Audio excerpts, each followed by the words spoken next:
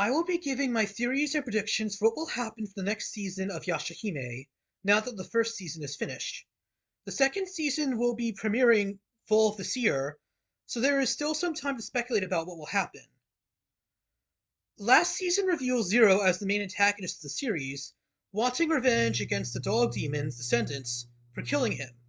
And the season ends with Setsuna dead after her battle with Kurimaru. So in the second season, I predict Toa will gain a new sword with the power to bring people back to life, like Tenseiga. But unlike Tenseiga, Toa's sword will be able to work multiple times on the same person. Or perhaps Tenseiga will be reforged. I predict we will see more of the future alter ego of Kurimaru in the second season, and get an explanation for the existence of that entity in the future time period.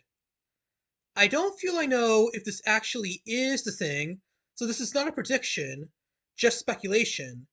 But the only explanation for it I can come up with is that they just enchanted the doll and let that entity sit and wait for 500 years, and just get to the future by waiting in time.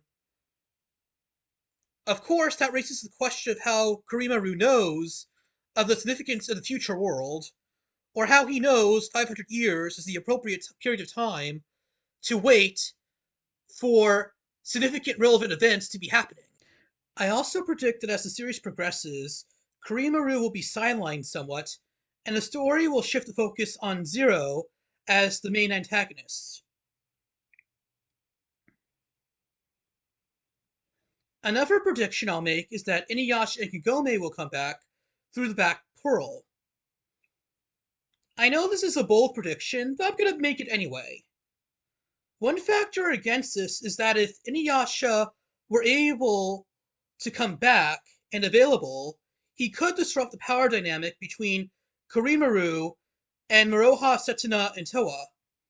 However, Kurimaru is so powerful that Inuyasha might not be enough to make a key difference. Sesshomaru is around, and he can't make a decisive difference in the power dynamic. Also, I think the plot will shift to focus on Zero as the main antagonist. So if that were the case, the problem would shift to plotting and locating her rather than the raw power dynamic with Kurimaru. I also think we will get an explanation for Riku's origins and how and why he was created. Riku is a doll, who therefore is neither human nor demon. However, we neither know why Kurimaru and Zero decided to create him, nor how they did it. Neither is explained in the series so far. Artificial bodies were established to exist in Inuyasha during the early episodes with the witch Urusei.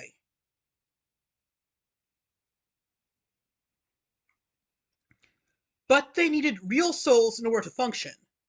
So far, there is no explanation how they overcame this issue to create a soul or consciousness in order to make the doll work. I also think we will get more stories advancing a romantic relationship between Riku and Toa.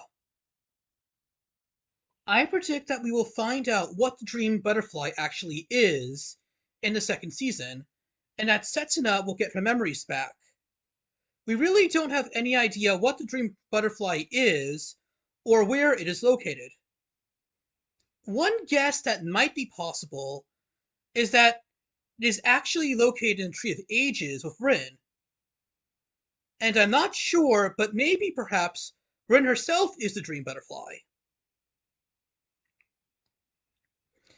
I also predict that Setsuna will gain more Bloodblade markings as the series progresses. Another thing I'll predict is that we'll get more cameos or references of characters from Rumiko Takahashi's earlier series, like we've already seen several times so far. Personally, I would like to see a character that looks like Ran. Well, those are my theories or predictions for what I think about the second season of Yashahime that's upcoming. Leave your thoughts in the comments, and maybe some hints will leak out before the series airs in a couple of months.